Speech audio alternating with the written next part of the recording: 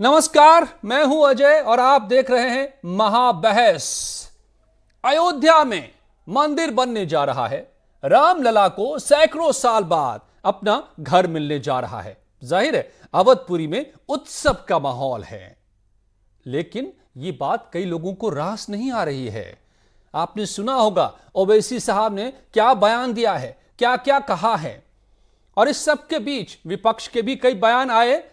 लेकिन आज न्यूज 18 से खास बात करते हुए पूर्व मुख्यमंत्री कल्याण सिंह ने चौंकाने वाला दिलचस्प बयान दिया है। क्या कहा है पूर्व मुख्यमंत्री ने, यह भी आपको हम बताएंगे, लेकिन आपको हम लिए चलेंगे, उस रौनक का एहसास भी कराएंगे जो इस वक्त अयोध्या में है। क्योंकि मेरे साथ जुड़ रहे मेरे सहयोगी अमित शुक्ला, जो मौजूद हैं यहां पर तमाम साधु संतों के साथ सरयू के तट पर। पीछे की तस्वीर से मैं अंदाजा लगा सकता हूं।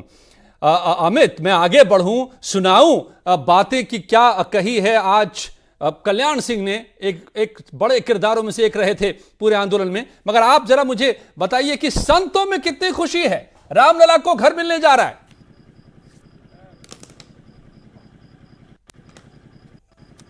अद्भुत खुशी है, अद्भुत खुशी है अजय, उसको शब्दों में बयां कर पाना बहुत मुश्किल है।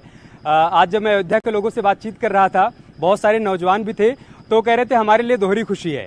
एक तो हमारी सेना और मजबूत हो रही है, हमारे यहाँ राफेल आ गया, और हमारे अयोध्या में राम जी आने वाले हैं, उनका मंदिर बनने वाला है। तो अयोध्या की हर गली में अजय वो खुशी का माहौल देखने को मिल रहा है, उत्सव का माहौल देखने को मिल रहा है। और सीएम योगी ने जिस बात का आह्वान किया था अयोध्या के लोगों से कि 5 अगस्त से पहले अयोध्या को इस तरीके से आप सजा दीजिए, संवार दीजिए कि जो भी हिंदुस्तान के अलग अलग हिस्सों से अयोध्या आए वो एक सुनहरी याद यहां से लेकर जाए। यकीन मानिए अजय, उसी दिशा में हर कोई आगे बढ़ रहा है। हर चौक चौराहों पर साफ सफाई का अभियान चल रहा है, हर पुरानी इमारतों को रंग रोगन किया जा रहा है, उसकी पुताई हो रही है, और हर कोई इस बात को लेकर उत्साहित है कि 5 अगस्त को जब प्रधानमंत्री मोदी यहां आएंगे शिलान्यास के लिए, तो हम एक दीपक जरूर जलाएंगे साफ तौर पे। और ये बात हम इन संतों के जरिए भी समझेंगे और उनसे ये भी समझेंगे कि जो ओवैसी साहब कह रहे हैं या अब जो कल्याण सिंह साहब खुलासा कर रहे हैं, उन पर उनका क्या कहना है। लेकिन सबसे पहले सुनिए न्यूज 18 पर कल्याण सिंह का यह एक्सक्लूसिव बयान।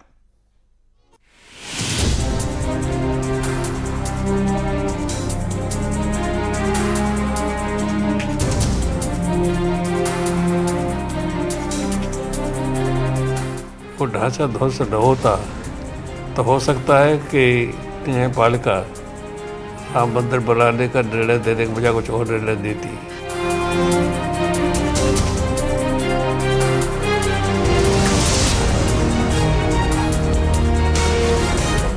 सरकार छोटी चीज थी मेरे लिए, सरकार चली गई और राम मंदिर के निर्माण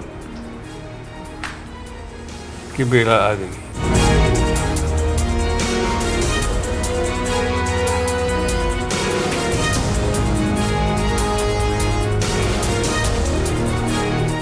सरकार चले जाने का मुझे कोई गम नहीं तब था, तो आज कोई गम है।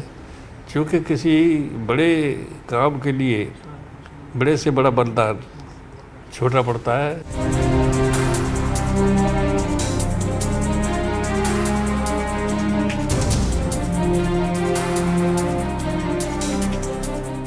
इसलिए मैंने पुनः कहा कि किसी कीमत में एक भी गोली नहीं चलाई जाएगी। अन्य कोई उपाय हो सकते हो इस स्थिति पर नियंत्रण करने के लिए, वो सब किए जाए।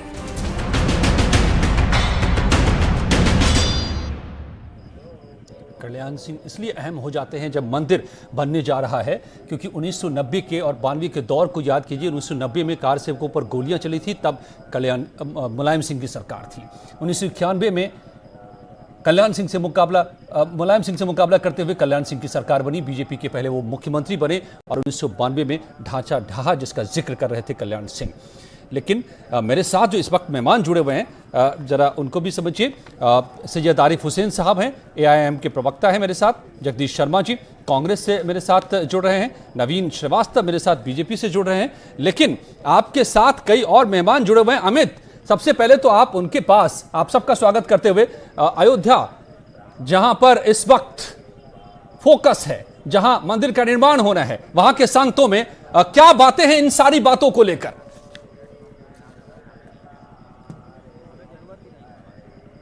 बिल्कुल अजय, सबसे पहले मैं सबका परिचय करवा देता हूं। हमारे साथ इकबाल अंसारी जी हैं, बहुत लंबी लड़ाई लड़ी उन्होंने बाबरी मस्जिद के लिए। आखिर में उनको हार का सामना करना पड़ा, लेकिन उस हार को भी बहुत ईमानदारी के साथ उन्होंने स्वीकार किया, खुले दिल से। इसके अलावा हमारे साथ जगत गुरु परमहंस आचार्य जी भी जुड़े हुए हैं, सत्येंद्र दास वेदांती जी भी हमारे साथ जुड़े हुए हैं। मैं सबसे पहले परमहंस आचार्य जी, आपका रिएक्शन चाहूँगा। आज पूर्व मुख्यमंत्री कल्याण सिंह जी से न्यूज़ 18 ने खास बातचीत की। उन्होंने कहा कि 6 दिसंबर को अगर वो विवादित ढांचा नहीं गिरता तो शायद सुप्रीम कोर्ट का ये फैसला नहीं आता। आपकी प्रतिक्रिया?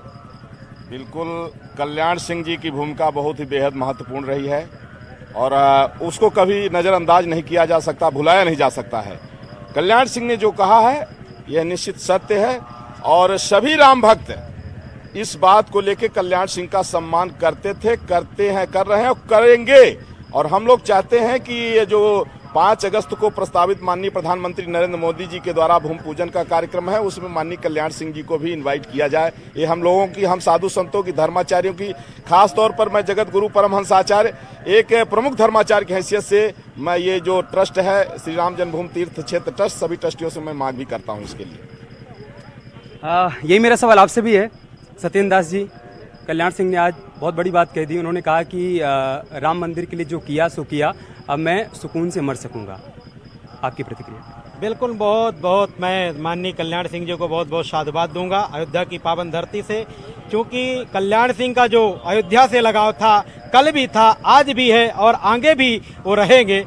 कल्याण सिंह ने जो अयोध्या के ही लिए नहीं, अयोध्या के लिए और भगवान श्री राम के अनुयायियों के लिए जो कल्याण सिंह ने किया, वो शायद ही कि किसी ने किया हो। आज लोगों ने नाना प्रकार की बात कर सकते हैं, लेकिन कल्याण सिंह जैसा व्यक्ति जिसने अपने कुर्सी को भी दांव में लगा देने वाला व्यक्ति, आज यदि उन्होंने इस बात को कहा है तो मैं उनकी बातों से समर्थन करता हूं और बहुत उनको अयोध्या की पावन धरती, क्योंकि मैं वो दिन देखा हूं, मैं जब घटना थी उस समय में था, और जब आए पूज्य वेदांती जी महाराज के सानिध्य में माननीय कल्याण सिंह जी थे, परमहंस जी बाबा रामचंद्र दास परमहंस जी महाराज थे, तब वो दिन मैंने देखा बाबा हिराम दास जी ने जो बेशक बड़ी भूमिका रही है इस पूरे आंदोलन में, ये हम सभी जानते हैं कल्याण सिंह की।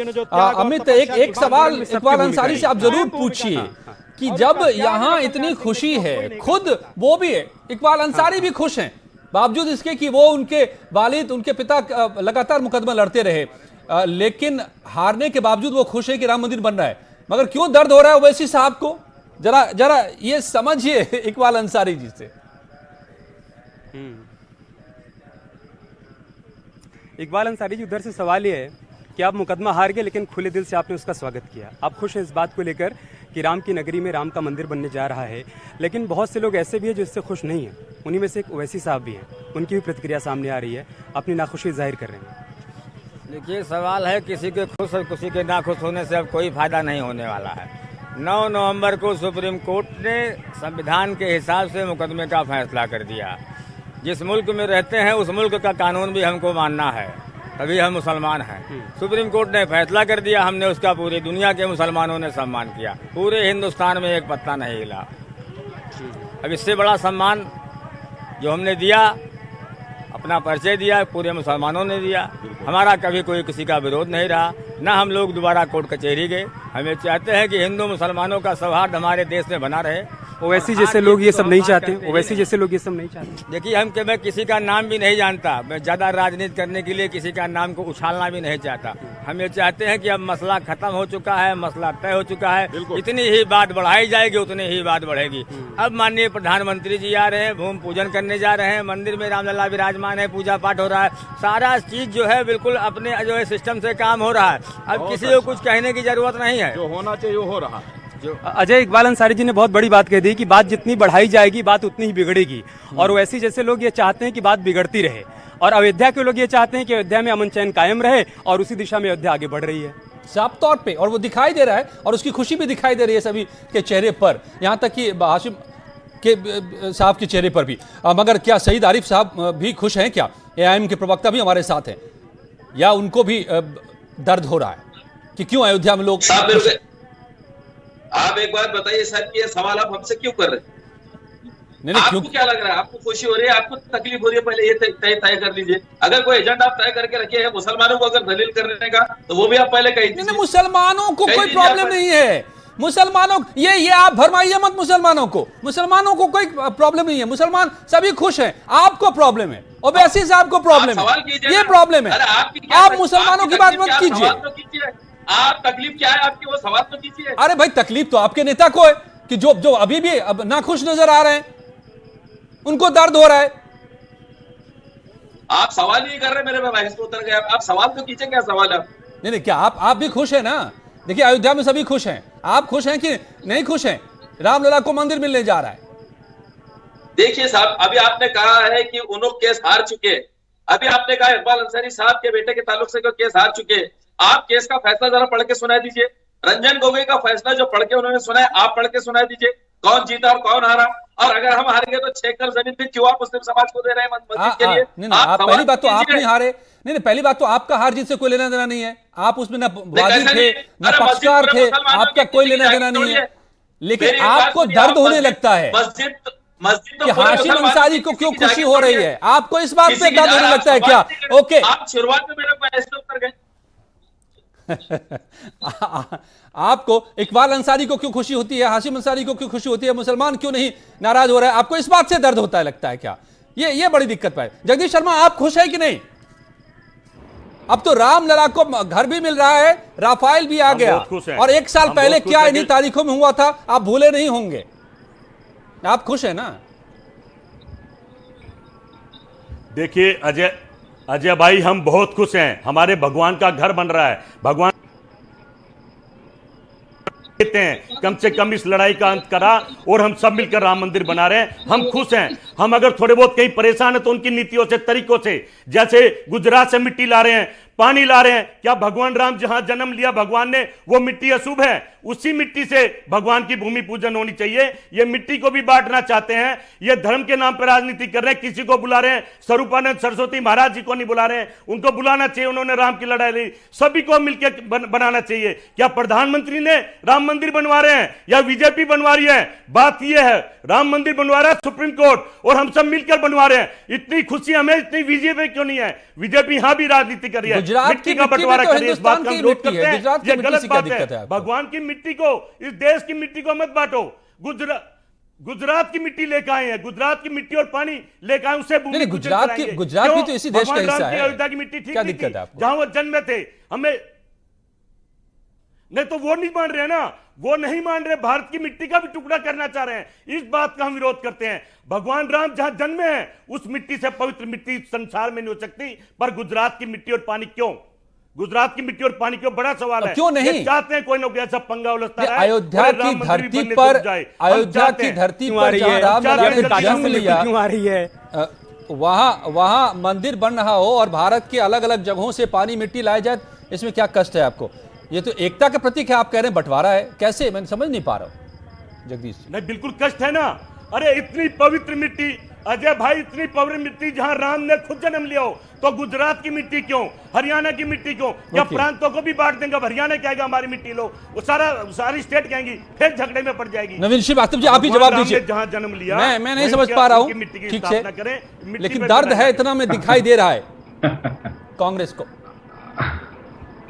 अजय जी 2-3 प्रश्न आए लगातार, मैं सबका जवाब देना चाहूंगा, थोड़ा वक्त दीजिएगा मुझे। जैसे आप कांग्रेस के मित्र बोल रहे हैं कि हमको बहुत खुशी है, हमने बहुत कुछ किया, बीजेपी ने क्या किया, मोदी ने क्या किया, मैं 2-3 घटनाएं बताना चाहता हूं। 1986 में अयोध्या यानी फैजाबाद, तत्कालीन फैजाबाद के जिला जज ने आदेश दिया मंदिर का ताला खोलने का। तत्कालीन मुख्यमंत्री वीर बहादुर सिंह और तत्कालीन प्रधानमंत्री राजीव गांधी का कार्यक्रम तय हुआ, लेकिन कांग्रेस की एक कोटरी जो हमेशा तुष्टीकरण की राजनीति करती थी, उसने राजीव गांधी को जाने से मना किया और साथ ही साथ शाहबानो केस पर सुप्रीम कोर्ट के फैसले को पलटवाया। ये नहीं गए। इन्होंने 2013 में सर्वोच्च न्यायालय में एफिडेविट देकर कहा सेतु समुद्र पर कि प्रभु श्री राम मित हैं। 2018 में इनके वरिष्ठ नेता कपिल सिब्बल ने सर्वोच्च न्यायालय में कहा कि 2019 के चुनाव तक टाल दीजिए। अभी जब 5 अगस्त को मंदिर का शिलान्यास तय हुआ तो श्रीमान राहुल गांधी के एक मित्र हाईकोर्ट चले गए कि साहब ये मत करिए। तो जो लोग पूछते हैं कि बीजेपी ने क्या किया, मैं बताना चाहता हूं, बीजेपी एकमात्र ऐसी पार्टी है जिसने लगातार अपने घोषणा पत्र में राम मंदिर, धारा 370, 35 से ट्रिपल तलाक इनको लिया और देश की जनता ने हमारे घोषणा पत्र पर अपना जनादेश दिया, हमें पूर्ण बहुमत दिया। अब आप कहेंगे कि साहब सुप्रीम कोर्ट का फैसला, इसमें आपने क्या किया? वो अभी अजय जी सबके आपके चैनल के माध्यम से मैं सबको बताना चाहता हूं, 2010 में प्रयाग उच्च न्यायालय ने फैसला दिया राम मंदिर के पक्ष में। ठीक बात है, जानते हैं हम सभी। पक्ष गए सुप्रीम कोर्ट में, हजारों, सुन लीजिए अजय जी एक मिनट था, बहुत गंभीर विषय। हजारों पन्ने ऐसे थे जिनको उर्दू से अंग्रेजी में ट्रांसलेट करना था, लेकिन ठीक है, ये सारी बातें बहुत बार हो चुकी हैं और हम जानते हैं इन सभी पहलुओं को कि क्यों देरी हुई, क्या वजह थी। अमित, आप सारी बातें सुन रहे हैं, कुछ भी नहीं किया। सैयद आरिफ भी कुछ कहना चाह रहे हैं, लेकिन अमित एक बात और मैं कहना चाहूंगा, अभी जो मैं आऊंगा आपके पास दोबारा, come back to you sir, again I come to you, कि कांग्रेस को भी परेशानी है, कांग्रेस को दर्द हो रहा है, स्वरूपानंद जी को क्यों नहीं बुलाया जा रहा है, गुजरात से क्यों मिट्टी लाई जा रही है, क्या कह रहे हैं संत और इकबाल साहब? वो सवाल मैं करूंगा अजय उनसे, लेकिन यहाँ पर लोगों को ये भी याद है कि कांग्रेस पार्टी के कई नेताओं ने तो राम के अस्तित्व पर ही सवाल खड़ा कर दिया था। वो ये मानने को ही तैयार नहीं थे कि राम है भी।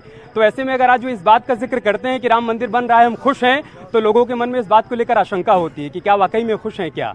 आचार्य जी, कांग्रेस के नेताओं ने कभी राम के अस्तित्व पर सवाल खड़ा किया था, आज उनको इस बात से तकलीफ है कि हिंदुस्तान के अलग अलग हिस्सों से मिट्टी क्यों लाई जा रही है, अयोध्या की मिट्टी क्या पवित्र है क्या? उनको ये पता नहीं है कि भारत के कण कण में मर्यादा पुरुषोत्तम भगवान श्री राम है और भारत के हर कोने से मिट्टी आएगी। अभी तक कांग्रेस पार्टी जो है मर्यादा पुरुषोत्तम भगवान श्री राम को काल्पनिक बताती रही है और भगवा को जो है आतंकवाद का स्वरूप बताती रही है। और कांग्रेस के इशारे पर जब इनकी सारी चाल फेल हो गई, जनता ने समझ लिया कि कांग्रेसियों की राजनीति सिर्फ नफरत की राजनीति है, लड़ाने की राजनीति है, देश विरोधी नारा लगाने वालों की राजनीति है। इसलिए जनता ने जब इनको बैक फुट पर ढकेल दिया, अब कांग्रेसी करें मिट्टी, अरे तुमसे क्या मतलब है, तुम तो राम को मानते ही नहीं हो। और जो राम को नहीं मानता है, जो राम का नहीं, वो भारत के किसी काम का नहीं। अब ये देखने को मिल रहा है कि कांग्रेस पार्टी ने जब से मर्यादा पुरुषोत्तम भगवान श्री राम के अस्तित्व पर सवाल खड़ा किया, तब से विनाश उसका शुरू हो गया है। और आज कांग्रेस पार्टी देखिए, राहुल को यहाँ से उत्तर प्रदेश से भागना पड़ा वहां। इसलिए ये निश्चित हो गया है कि अब देश विरोधी राजनीति के लिए जनता ने मन बना लिया है कि जगह नहीं है जो देश को जोड़ने की राजनीति करेगा, भाईचारे की राजनीति करेगा।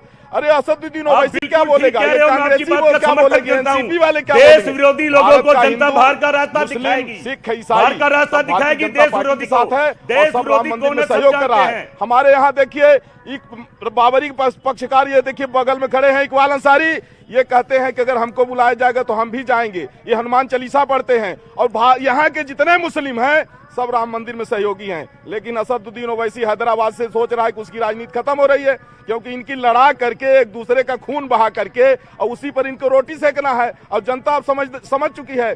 इसलिए भारत का बच्चा माननीय प्रधानमंत्री नरेंद्र मोदी जी के साथ है और राम का विरोध चाहे कांग्रेसी करे या कांग्रेस के इशारे पर शंकराचार्य स्वरूपानंद सरस्वती करें, जनता ने नकार दिया है। शंकराचार्य सरस्वती ने स्वरूपानंद जैसे कहा, हमने जब शास्त्रार्थ का जन्म दिया तो यहाँ से क्या संदेश आता है, बोले अरे हमारी उम्र ज्यादा हो गई, हम शास्त्रार्थ नहीं कर पाएंगे। फिर अमितानंद ने कहा कि मुसलमान मिट्टी का, अरे हिंदू मुस्लिम सिख ईसाई सबके भगवान श्री राम है और सब लोग इसमें सम्मिलित होंगे। जगदीश शर्मा जी को आपकी बात बुरी लगी? राजीव गांधी ने ताला जो खुलवाया था तो मंदिर क्यों नहीं बनवाया? मैं कह रहा हूं कि कांग्रेस पार्टी इतने दिन तक थी, कांग्रेस अगर चाहती अयोध्या मथुरा और काशी का विवाद खत्म हो गया होता। और अगर ताला खुलवाए थे तो फिर कांग्रेसी भगवान को जो है ये क्यों कहने लगे कि भगवान जो है काल्पनिक है? भगवान श्री राम को इन्होंने काल्पनिक कैसे कह दिया? इसलिए भगवान को काल्पनिक बताने वाला ताला खुलवाने को उनकी वहां भी कहीं न कहीं वोट बैंक की राजनीति थी। जब उनको लगा कि जनता जो है अब उनको नकार रही तो ताला खुलवा दिए, और जब काल्पनिक कहे तो जनता ने इनको जो है तो पहुंचा दिया। अब ये कहां से देखिए सत्ता में थे और कहां से कितना ये नीचे चले गए हैं। और इस बार का चुनाव होगा ना, उसका अवलोकन शायद वो कर नहीं पा रहे हैं। सत्येंद्र दास जी, क्या कांग्रेस खुश होने का दिखावा कर रही है क्या कि अगर चूंकि देश के लोग ये चाहते हैं कि राम मंदिर का निर्माण हो, हम कुछ भी अलग बोलेंगे तो हमारा विरोध हो जाएगा, इस वजह से खुशी में शामिल होना है, दिखावा करना है? देखिए, सुनिश्चित है कि कांग्रेस सदा ही दिखावा करती आई है और आज भी दिखावा ही कर रही है, क्योंकि कांग्रेस की कूटनीति की राजनीति रही है, आज से नहीं, आप शुरू से देख लीजिए, और 70 वर्षों तक यही राजनीति करती आई है और लोगों से केवल कूटनीति कुचक्र की राजनीति करती रही। और जिन्होंने अभी, और चूंकि भगवान श्री राम को भी उन्होंने भगवान के काल्पनिक कहने वाले, और यहाँ तक कि अहमद पटेल ने तो अभी कुछ दिन पहले ही कहा कि अभी बनने दीजिए, हम तो जब चाहेंगे तो मंदिर गिरा के और मस्जिद बनवा देंगे। यहाँ तक कि अहमद पटेल ने कहा, ये कांग्रेस के नेताओं की मानसिकता आज भी है, कुचक्र की राजनीति चलने वाले आज भी जनमानस के साथ एक जवाब ले लेते हैं। मुझे लगता है जगदीश जी का एक जवाब बनता है, आज भी उनकी बुद्धि शहीद आरिफ का ही है, अभी शुद्ध नहीं हुई है, लेकिन जवाब देना चाहते हैं। राम का मंदिर सुप्रीम कोर्ट ने बनाया है, हमने समर्थन करा है, मुस्लिम भाई ने समर्थन करा है। आप ये तुच्छीकरण की राजनीति बंद करो। आपका काम राजनीति करना नहीं है, आप अपने जो साधु बने तो साधु वाली बात करो। तो आपसे क्यों नाराज है साधु? साधु संत पंडित जी सनातन धर्म के विरोधी, आपको यही पता नहीं है कि हमसे नाराज नहीं है, हमसे कोई साधु नाराज नहीं है। ये दो चार तो महापुरुष बड़े महापुरुष बन गए हैं, आप लोग दलाली कर रहे हैं साधु के नाम पर, ये नाराज है। सारे महात्मा से बात करते हैं, सारे आप इडली की बात करिए, हमसे कोई साधु नाराज नहीं है। साधु नाराज है आज के टाइम में, तो देश के प्रधानमंत्री से, आप क्या बात करेंगे? पार्टी से नाराज है, घटिया बात हमसे कर कोई रहे साधु नाराज नहीं हैं है। कि गुजरात की मिट्टी ले आई जा रही साथ है, आप लोग को शर्म आनी चाहिए। क्या बात करते हैं आप लोग? घटिया बात आप करते हैं। अरे आपने राम मंदिर बनाया है, आपने राम मंदिर बिल्कुल घटिया बात आप कर रहे हैं। आपको पता ही नहीं है कि देश में कहीं भी हिंदू धर्म में कहीं भी पूजा यज्ञ हवन होता है तो सात पवित्र नदियों का जल पवित्र स्थलों की मिट्टी वहां ले आई जाती है, लेकिन आपको तो पता नहीं है, क्योंकि आपके साथ दिक्कत ये है कि आपको भारत की सनातन। अयोध्या के लोगों से हमारी बात हो रही थी, 2 वाक्य में उन्होंने कांग्रेस को जवाब दिया। अजय, मैं 2 वाक्य बताना चाहता हूं जगदीश जी को। अयोध्या के लोग ये कह रहे हैं कि कांग्रेस ये कहा करती थी कि बीजेपी राम के नाम पर राजनीति करती है। देखिए, बीजेपी राम मंदिर का निर्माण करवा रही है। और दूसरी बात, कांग्रेस पार्टी पूछा करती थी कि मंदिर वही बनाएंगे लेकिन तारीख नहीं बताएंगे। अब तो तारीख भी सामने आ गई, ये अयोध्या के लोग कह रहे हैं आपसे। जगदीश जी, मत बोला करिए, सुप्रीम कोर्ट अरे चिल्लाने भाई सुप्रीम कोर्ट का धन्यवाद करो। मोदी चाहे तो सारी जिंदगी राम मंदिर नहीं बनेगा, कितने लोग बनवा दिए। कल्याण सिंह आज कहना चाह रहे हैं कि जब मुख्यमंत्री का जितना उन्होंने कराई, क्या कल्याण सिंह जी कहना चाह रहे हैं? तुमने तो सुप्रीम कोर्ट में लिख के दिया कि राम काल्पनिक है। फर्जी लोग आप हो, हम फर्जी नहीं है। सुप्रीम कोर्ट में भगवान राम को मार दिया, चुनाव हिंदू मुसलमान के लगवाते हो, टुकड़े टुकड़े हमने करा दिए देश के। अच्छा ठीक है, आप लोग फिर वही झगड़ा करने लगे। भाई हो चुका, ये सब हो चुका, अब फैसला आ चुका, अब ये दौर गुजर चुका है, अब तो मंदिर बनने का दौर है साहब। आप लोग फिर से उसी झगड़े में चले जाते हैं। ओके ठीक है जगदीश जी, नवीन जी, जरा मैं सैयद आरिफ को भी जोड़ लूं। सैयद आरिफ साहब अयोध्या से, नवीन जी प्लीज होल्ड ऑन, रुक जाइए, अब हो गई बात। आप ठीक है, सैयद आरिफ हुसैन साहब, अयोध्या से ये आवाज आ रही थी कि आपकी राजनीति की दुकान बंद होती नजर आती है, क्योंकि ये मुद्दा सुलझ गया, हिंदू मुसलमान एक साथ आ गया, फसाद की जड़ मिट गई, तो आपको तकलीफ होने लगती है। इस बात की तकलीफ होती है आपके ओवैसी साहब को। साहब, आप ओवैसी साहब को और हमको अगर खुश देखना चाहते हैं तो एक बहुत बड़ी छोटी सी विनती है हमारी कि ये भव्य राम मंदिर जो बनने जा रहा है, आप ये जितने भी यहाँ पर, जब जितने भी लोग यहाँ पर, जितने ट्रस्ट के लोग हैं, जितने लोग भूमि पूजन करने जा रहे हैं, आप एक चीज डिक्लेयर कर दीजिए कि ये जो भव्य राम मंदिर बन रहा है, यहाँ पर कोई चढ़ावा नहीं लिया जाएगा, यहाँ पर कोई चंदा नहीं लिया जाएगा, यहाँ कोई देनगी नहीं दी जाएंगे। ये जितने पाखंडी हैं एक भी दिखाई नहीं देंगे यहाँ पर। क्या बोल रहे हैं आप अनाप शराब बातें? अब मंदिर कैसे चलाया जाएगा? आप ये बात अब छोड़ दीजिए। आपको तकलीफ किस बात की है ये आप बता दीजिए। आपकी तकलीफ क्या है? असदुद्दीन ओवैसी की तकलीफ क्या है? इनकी तकलीफ ये है कि इनकी वोट बैंक की राशि बढ़ जाएगी। मुसलमानों को जब बाकायदा काम कर रहा है, बता के अपनी दुकान चल रहा है, वो बंद हो जाएगी। इनकी तकलीफ ये है। अगर आपका हकीकत में अगर किसी को वहां ले जाके अगर आप अगर भूमि पूजन कर रहे हैं तो आप रंजन गोगोई को लेके जाइए। नहीं, सैयद आरिफ हुसैन, आप नाराज नजर आ रहे हैं मुझे। आपको खुशी नहीं है इस बात की, मंदिर बनने की खुशी आपको नहीं है, हिंदू मुसलमान एकता आपको नहीं चाहिए। ये पाखंड को डिक्लेयर करना बोलने में कोई चढ़ा और कोई चंदा नहीं लेंगे और रंजन गोगोई के हस्ते कराइए आप। अरे पाखंड तो मिला हुआ है कि जो जकात के नाम पर लेते हो, जो बकरीद में खान लेते हो बकरों की, इसका जवाब दीजिए खाली। अदालतों से जो बड़े बड़े मस्जिदों में जो चढ़ावा चढ़वाते हो वो क्या है? अदालतों से खिलवाड़ नवीन जी क्या कह रहे हैं? जो मुल्क अरे शर्म करो, पहले तुम लोग देश भागने की राजनीति मत करो। ये मुल्क म्यांमार और युगांडा बन जाएगा। ठीक है। आप अदालतों से खिलवाड़ करना बंद करो। ठीक है, ओके। अमित मैं एक बार आपके जरिए मैं आपके पीछे की तस्वीरों का लालच मुझे हो रहा है, लेकिन मैं आखिर में उसे देखूंगा क्योंकि यहाँ इस वक्त शाम में जो रहता है, यहाँ की समाज जो रहती है वो अद्भुत है। जहाँ आप खड़े हैं राम की पैड़ी के बिल्कुल उस पुल के ऊपर, मगर संतों से जरा इन सभी से समझिए कि क्या ये संत यहाँ, ये बड़ा आरोप सैयद साहब ने लगा दिया कि इसलिए है क्योंकि सबको अपना अपना फायदा नजर आ रहा है यहाँ पर। बिल्कुल सही है, बिल्कुल सही है, यही हो रहा है। नहीं आप तो मुझे नहीं मालूम है कि आरिफ साहब आप अपनी तकलीफ आए हैं नहीं, इस मुस्कुराहट में छिपा रहे हैं सैयद साहब, बता रहे हैं तकलीफ कर रहे हैं आपकी। आप वो अयोध्या एक बार जरूर आरोप लगा रहे हैं। अजय तकलीफ उनकी है। आरिफ साहब को बताइए, आरिफ साहब को बताइए कि अब वो एक बार अयोध्या जरूर आए ताकि उनको यहाँ आने के बाद ये पता चल पाए कि अयोध्या विवादों से बहुत आगे बढ़ चुकी है। अयोध्या के ना मुसलमान विवाद चाहते हैं, ना अयोध्या के हिंदू विवाद चाहते हैं। आरिफ साहब यहाँ पर आकर अयोध्या जाकर देखिए हिंदू मुसलमान यही बात कह रहे हैं कि आप तो देखिए लड़ाने में लगे रहते हैं। यहाँ पर गठन हो गया है ना, सारे दोस्त बने बैठे हैं। मस्जिद के लिए भी ट्रस्ट का गठन हो गया है, मंदिर का शिलान्यास होने जा रहा है। आरिफ साहब को दिक्कत ये है कि वो राजनीति किस मुद्दे पर करेंगे? ना यहाँ के हिंदू नाराज है, ना यहाँ के मुसलमान नाराज है। इकबाल अंसारी साहब, क्या बहुत से लोग जो सिर्फ हिंदू मुसलमान के नाम पर राजनीति कर रहे थे, अब उनकी राजनीति खत्म हो रही है क्या अयोध्या के नाम पर? इनको जो विदेशों से चंदा बंद हो गया। 70 साल हमारे बाप ने चक्कर लगाया है, पूरी दुनिया के जो है सामने सुप्रीम कोर्ट ने फैसला कर दिया, हमने उसका सम्मान कर लिया। अब कोई फायदा नहीं रह गया, अब इसलिए हम लोग भी कोई बात नहीं करते। जब जो है कोर्ट ने फैसला कर दिया, हम देश के वफादार हैं इसलिए कानून को मानते हैं, हमने कानून की बात मान ली। अब मंदिर का काम शुरू है, मंदिर बन रहा है, माननीय प्रधानमंत्री जी आ रहे हैं, शिलान्यास करेंगे जो है। नहीं तो मंदिर के खिलाफ बोलने वाले क्या अभी भी हिंदू मुसलमान को की एकता को नहीं पसंद कर रहे क्या? इकबाल अंसारी जी को लगता है जरूरत है, सड़कें छोटी हैं, पार्किंग नहीं है, तो कम से कम आएंगे तो इससे अयोध्या वालों का फायदा भी होगा। मतलब जो लोग अभी तक चाहते थे कि हिंदू मुसलमान की एकता ना दिखे, उनको तकलीफ हो रही है, और जो लोग चाहते थे हिंदू मुसलमान एक दिखे, एक बंद मुट्ठी दिखे, उनको खुशी हो रही है। ऐसे हो रहा है। अब राजनीति करने की किसी को जरूरत नहीं है। ओके, अब एक विवाद खत्म हो चुका है, जितनी भी बात जो है इससे पूछा जाए, जिससे समय छोड़िए, ये बातें सारी होती रहेंगी, लेकिन अयोध्या नगरी में तो अवधपुरी में तो रौनक जो है जरा उसको दिखा दीजिए हमें, इससे पहले कि हम सभी को धन्यवाद कहें। अद्भुत है, अद्भुत है। मैं शाम से यहाँ पर आया हूँ, यकीन मानिए। आप सबसे पहले तो यहाँ पर जो ये लाइटें लगाई गई हैं इसको देखिए। इससे पहले अयोध्या की ऐसी तस्वीर कभी देखने को नहीं मिलती थी, और राम की पैड़ी पर अभी भी विकास कार्य चल रहे हैं। शाम होते ही बहुत सारे लोगों की चहलकदमी यहाँ पर बढ़ जाती है।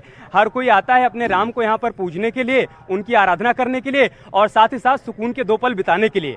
और इसी सुकून की तरफ अयोध्या बढ़ चुकी है। अजय, ये तस्वीरें भी यही संदेश दे रही हैं। वो लोग जो कि राम के नाम पर राजनीति कर रहे थे, सियासत कर रहे थे, हिंदू मुसलमान को लड़ाने का प्रयास कर रहे थे, उनको कहिए कि इन तस्वीरों को देखें और एक बार अयोध्या जरूर आएं। उनको समझ में आ जाएगा कि अयोध्या बहुत आगे बढ़ चुकी है। वो अयोध्या नहीं रह गई जिसको कभी लड़ाया करते थे और उस पर सियासत किया करते थे। तो मुझे लगता है कि एक बार जगदीश जी भी, हालांकि वो भी खुश हैं, बता रहे हैं साफ तौर पर कि उनको खुशी है कि राम मंदिर का निर्माण हो रहा है, और ओवैसी साहब को और सैयद आरिफ हुसैन को तो जरूर जाना चाहिए अयोध्या, और जाकर देखना चाहिए वहां पर कि हिंदुस्तान कैसे एक मुट्ठी में तब्दील हो चुका है हिंदू मुसलमान यहाँ के। अब आप बंटवारे की सियासत छोड़ दीजिए, अब आप छोड़ दीजिए, जाइए अयोध्या में जाकर,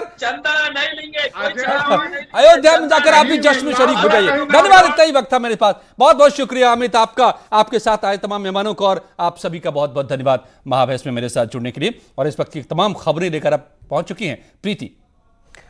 बहुत बहुत धन्यवाद अजय।